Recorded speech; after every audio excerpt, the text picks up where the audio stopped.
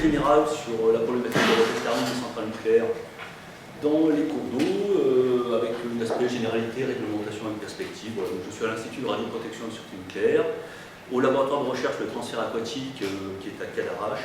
Alors, notre spécialité, c'est pas vraiment la thermie, c'est plutôt les rejets des effluents radioactifs. Mais compte tenu de l'actualité et du réchauffement climatique, on commence un peu à s'orienter à cette problématique. Et donc c'est pour ça que je vais vous proposer cette présentation un peu générale, qui va s'articuler en suivant le plan suivant, donc un petit bilan général des transferts des rejets thermiques en rivière, leur impact potentiel, la réglementation qui les accompagne, et puis on fera un peu un zoom sur les rejets thermiques des CNPE. On est à Lyon, donc je parlerai un petit peu des CNPE du Rhône.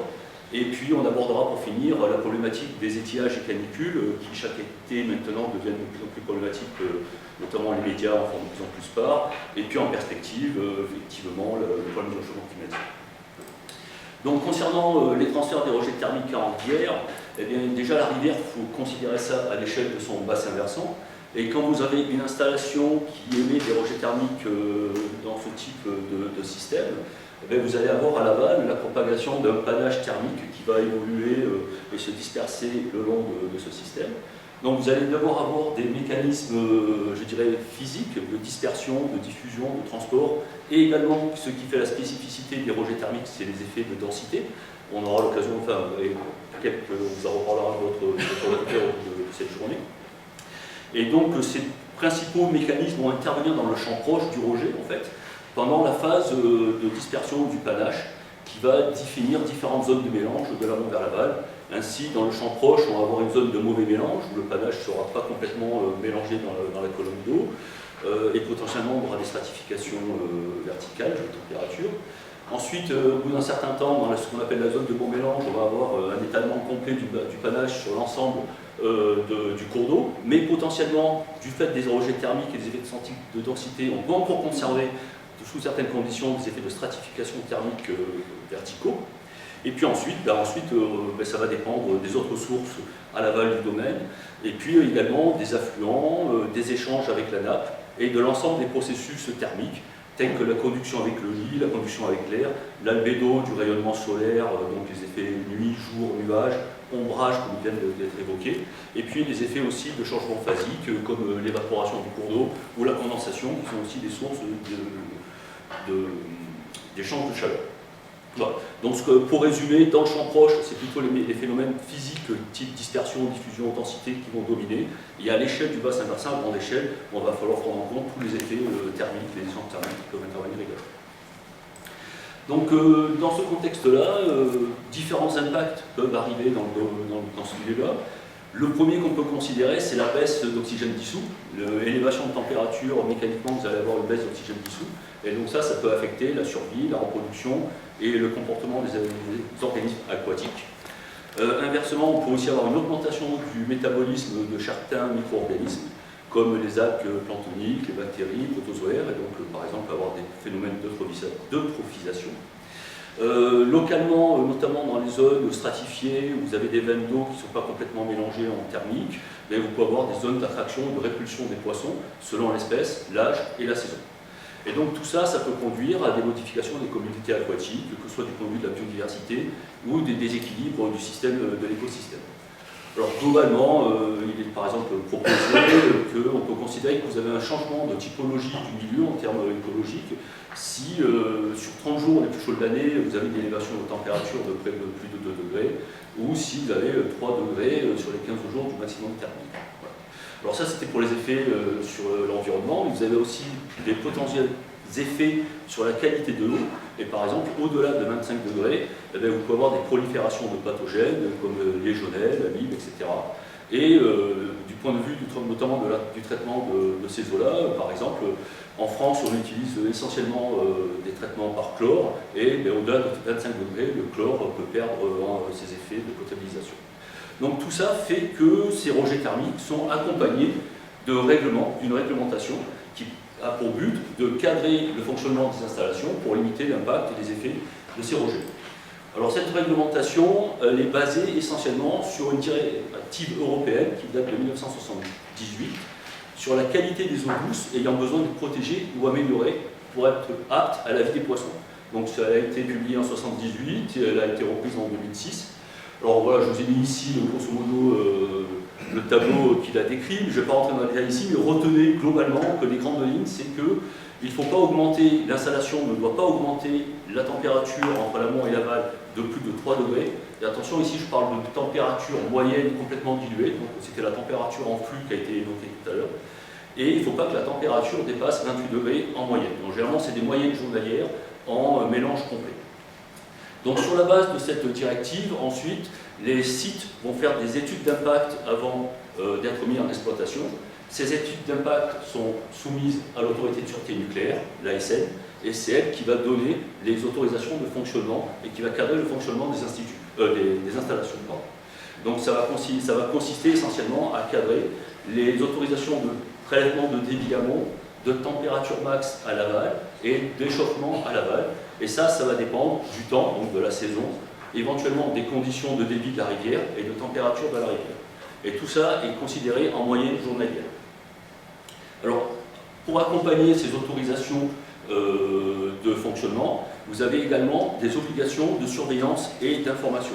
Alors la surveillance va consister à obliger l'exploitant à effectuer une surveillance continue des températures en amont, des débits de prélèvement, des températures rejet, des débits de rejet et des températures à l'aval. Donc c'est ça qui est à l'origine des données qui ont été évoquées tout à l'heure lors de la première présentation et qui constitue aujourd'hui en fait une source intéressante de données pour justement étudier le fonctionnement et c'est utilisé entre autres. Ça n'a pas été fait pour ça, mais ça peut servir également à ça. Vous avez également une obligation de surveillance de l'environnement, donc des populations de poissons, etc. Donc ça, c'est l'impact en fonctionnement pour s'assurer que cet impact reste inférieur aux limites de l'étude initiale. Et enfin, vous avez également une obligation d'information du public, c'est-à-dire que l'exploitant va publier chaque année un document, un rapport annuel d'information qui est public et qui va donner l'état va présenter le résultat de l'ensemble de cette surveillance et de l'impact sur le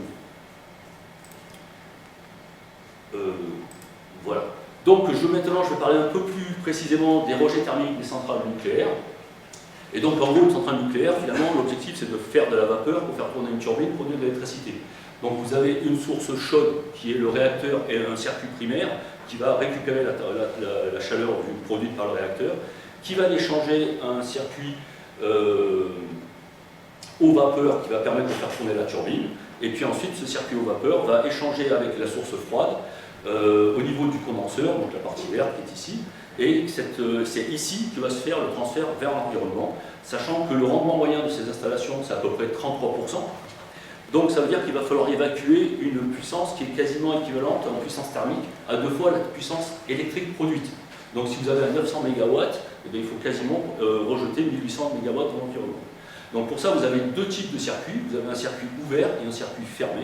Donc le circuit ouvert, c'est quoi? C'est je prélève de l'eau en amont dans le fleuve, je le passe au condenseur, je fais l'échange thermique et je restitue la quasi-totalité de l'eau que j'ai prélevée dans le milieu.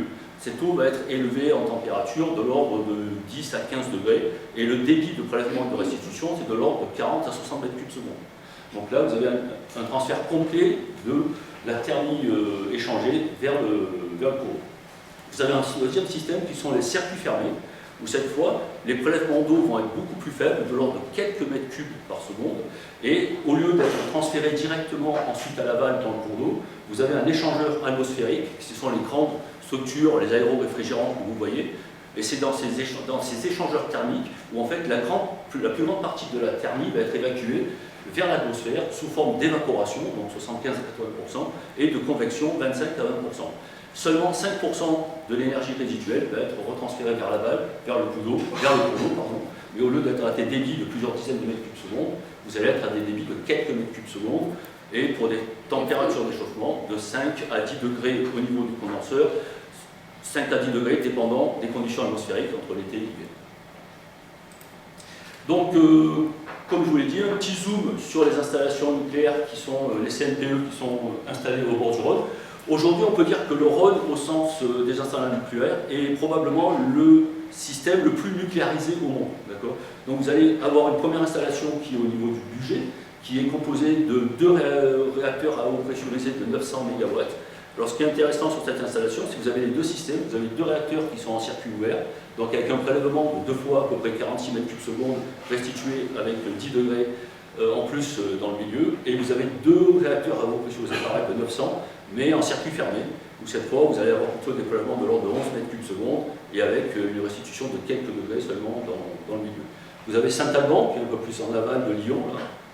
Donc vous avez deux REP de 1300, donc là nous avons aussi un circuit ouvert, avec un prélèvement important, vous avez 2 fois 64 mètres cubes secondes, mais c'est un prélèvement qui est restitué au milieu en aval, et un échauffement de 10 degrés environ.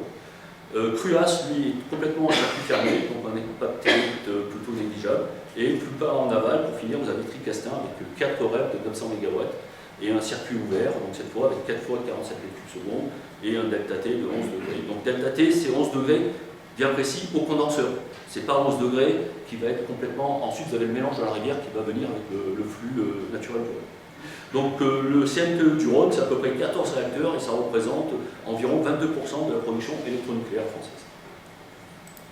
Voilà. Donc maintenant, la problématique qui intervient là-dedans, c'est surtout celle des épisodes d'étiage et de canicule, parce que l'étiage, vous avez baisse du débit, augmentation des températures, et donc du coup, à l'aval, vous avez augmentation des températures et augmentation des potentiels. Vous pouvez vous approcher potentiellement des limites autorisées vis-à-vis de la réglementation. Donc en fonctionnement normal, l'exploitant va ajuster la puissance des réacteurs pour rester dans les limites réglementaires des températures et des façons qui ont été données. Et donc pour cela, il peut être amené à faire de la baisse de puissance ou carrément des arrêts de tranche. Et donc vous avez ce qui va générer de la perte de production. Alors pour information, par exemple, la perte de production annuelle du parc qui est soumis, géré donc en circuit ouvert, les principaux réacteurs en circuit ouvert, donc ce sont, je vous ai dit, Bugey, Saint-Alban et Tricastin pour le Rhône, vous avez également Blagny, Golfech et Chaux. À l'échelle annuelle, c'est relativement négligeable. Vous avez une perte de production d'à peu près 1%, donc c'est pas très important. Par contre, sur des périodes très courtes, comme par exemple en juillet 2019, vous pouvez avoir 10% de la puissance installée qui n'est pas utilisable. Et 10% de la puissance installée qui n'est pas utilisable, ça peut, dans certains cas, commencer à devenir critique pour la sécurité du réseau. Donc, suite aux canicules de 2003, 2005 et 2006, le régulateur a prévu des dérogations en cas justement de situation climatique exceptionnelle. Ce sont des autorisations dérogatoires en période de température élevée, donc le cas qui nous intéresse ici, si le responsable du réseau, à savoir RTE, en exprime le besoin pour la sécurité du réseau électrique. C'est-à-dire que ça ne serait pas une très bonne idée de faire sauter le réseau électrique à l'échelle de la France, par exemple. Donc pour ça, on va avoir des dérogations. Mais il faut savoir que ces dérogations sont accompagnées d'une surveillance renforcée de l'environnement qui va générer également un rapport d'évaluation d'impact qui sera transmis à l'ASN et qui sera sûrement publié ensuite au public. Alors je crois, peut-être les gens de l'EF me confirmeront, que ça a été mis en œuvre pour la première fois pendant la saison estivale de 2022, cette affaire-là. Et ça a été motivé par la sécurité du réseau, mais aussi par la situation avec l'Ukraine, où la France souhaitait faire des économies d'eau et de gaz en prévision de l'hiver. Et donc, vous avez le CNPE du budget qui a été arrêté 8 jours, qui a été sous ce régime-là pendant 8 jours, de Saint-Alban pendant 1 jour, et du Tricastin pendant 9 jours. Alors la question, c'est avec le réchauffement climatique, est-ce que ce qui était exceptionnel ici va-t-il devenir la norme dans le futur? Et donc, sur cet aspect-là, disons qu'il y a eu de nombreux travaux qui ont déjà été entrepris. Comme vous l'avez vu, EDF travaille depuis de nombreuses années sur la thermie des cours d'eau, leur impact, etc. Et notamment, il y a eu une étude thermique qui a été évoquée dans la première présentation du Rhône entre 1999 et 2014. Tous les documents sont disponibles sur le site de l'Agence de l'eau Rhône-Méditerranée. Et cette étude, qui a impliqué de nombreux acteurs, dont EDF, l'INRAE, etc., a montré que sur la période 1920-2010, il y a eu un échauffement de 2,2 degrés en moyenne du Rhône, avec une accélération depuis les années 80, comme vous le voyez sur ce graphique ici qui est issu de ce découvert. Dans les années 80, on voit bien un décollage de la pente, là, qui est lié donc au réchauffement climatique, mais également à la mise en service dans cette période-là des CNPE du Rhône. Et donc, vous voyez ici, bon, je n'ai pas le temps de commenter ce tableau, mais en gros, il y a des petits décalages d'écart de température entre la zone nord et sud du Rhône, du fait du réchauffement de l'amont vers l'aval. Alors, si on regarde l'évolution du fleuve à l'horizon 2050, alors sur le débit moyen annuel, il y a quelques divergences qui persistent encore. On ne sait pas encore si le débit moyen annuel va être plus fort ou plus faible. Il semblerait peut-être même certaines études montrent qu'il puisse être plus fort. En fait. Par contre, ce qui est à peu près unanime, c'est qu'on va observer une accentuation des contrastes intersaisonniers, avec une augmentation des débits hivernaux, plus 25% à Beaucaire, par exemple, et par contre une accentuation des étiages. Accentuation des étiages qui sont prévus par exemple à moins 7% à la sortie du Léman, à moins 13% à Beaucaire entre les années 1960 et 2020. Et puis on prévoit une baisse de moins 20% à Beaucaire, je parle des débits d'étiage toujours, à l'horizon 2050. Donc de même, pour les températures, on a une prévision à plus 2 degrés en 2055 et de plus 3 à 5 degrés en 2080 par rapport à 1960, à la période 70-80. Donc ça, on voit bien que ça va vachement resserrer la criticité des périodes estivales et donc probablement affecter la production électronucléaire française dans cette période-là, ce qui peut amener des situations un peu critiques parce qu'il est prévu par exemple que l'augmentation de la disponibilité d'un facteur 3 à 4 à l'échéance 2050. Donc je vous ai dit tout à l'heure en facteur 10, 3 à 4, on est à 50%. Donc ça peut devenir non négligeable et donc ça méritera à être étudié et à être anticipé. Et donc, en perspective, je crois que le plus simple pour moi, c'est de vous présenter les conclusions du rapport de la Cour des comptes, qui justement a évalué un peu cette situation par rapport au dernier rapport du GIEC. Et donc, c'est un rapport qui est tout à fait disponible sur le site de la Cour des comptes. Et donc, ils ont émis 6 recommandations. Alors, ce rapport fait intervenir l'ensemble des experts du domaine, EDF, IRSN, EDSN, etc. Et donc, je vous présente ici les 6 conclusions. Donc, d'abord, identifier et mesurer les coûts d'adaptation au changement climatique du parc de production nucléaire en fonctionnement et en investissement, mesurer et publier les impacts de la contrainte hydrique sur les centrales nucléaires situées en bord de rivière ou d'estuaire et adapter, si nécessaire, leur capacité d'entreposage avant rejet des effluents liquides. Là, on n'est pas vraiment dans la thermie, on est plutôt dans l'aspect des effluents radioactifs et chimiques. Par contre, 3, consolider et mettre à jour les fondements scientifiques justifiant les limites réglementaires applicables au rejet thermique des réacteurs nucléaires.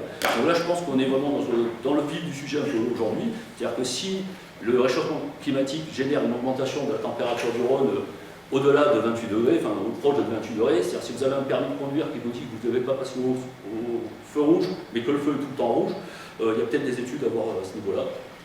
Renforcer la recherche et le développement sur les systèmes de refroidissement sobres en eau ainsi que sur des systèmes de traitement biocides plus sobres et réactifs chimiques rejetés dans le milieu naturel.